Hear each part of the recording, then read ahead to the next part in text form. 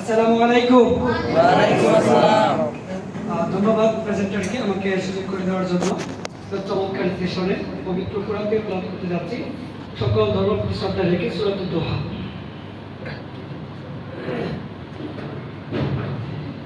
أعوذ بالله من الشيطان الرجيم.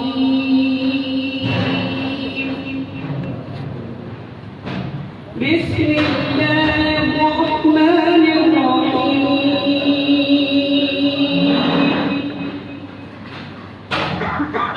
والضحى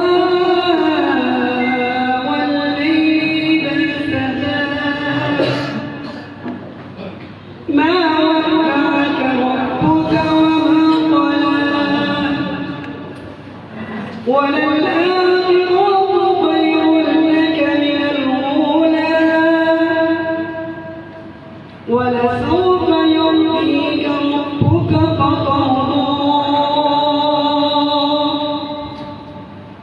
ألم يجدك يتيما فآوى ووجدك ضالا فهدى ووجدك عائلا فأغنى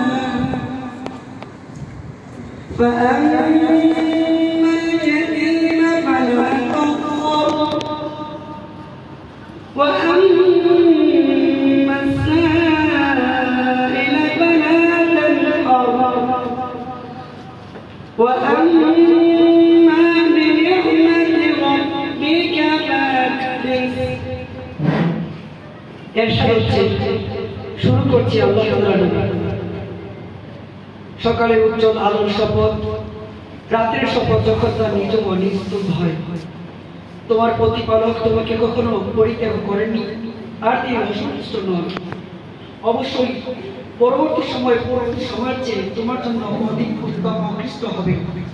শীঘ্রই তোমার প্রতিপালক এত নিয়ামত দিবেন যার উপরে তুমি সন্তুষ্ট হয়ে যাবে। তিনি কি তোমাকে অবস্থায় পাননি? তিনি তোমাকে পেয়েছিলেন পথের দিশাহীন, অতঃপর দেখালেন সঠিক পথ। তিনি তোমাকে পেলেন নিঃস্ব, অতঃপর করলেন অভাবমুক্ত। সুতরাং এতিমের প্রতি কটুতা করবে না এবং ভিক্ষুককে ধমক দিবে না। আর তুমি তোমার রবের এতিমকে তোমার কোথাও কাজকর্ম আচরণের মাধ্যমে প্রকাশ করতে থাকো।